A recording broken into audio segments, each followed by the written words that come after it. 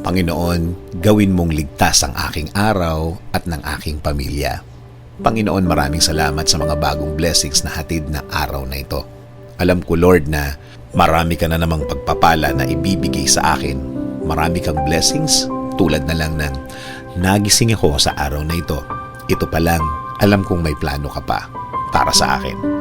At alam ko, Lord, na lahat ng plano mo, lahat ng bagay na gusto mong gawin sa buhay ko, ikakaganda ng aking buhay. Ikaka-level up ng aking araw-araw.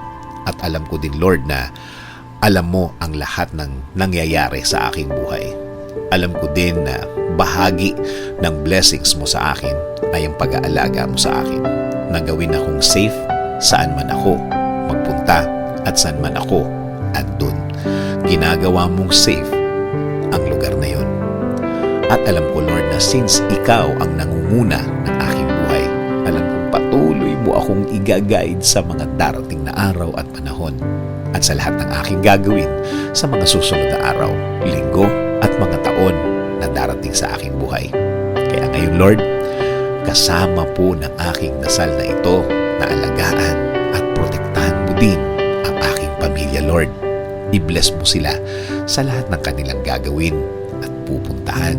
Patuloy niyo po silang i-guide at gagawing blessed kahit saan man sila magpunta. At alam ko din, Lord, na meron ka ding magandang plano para sa kanilang mga buhay. Alam kong i-guide mo din sila sa araw na ito at patuloy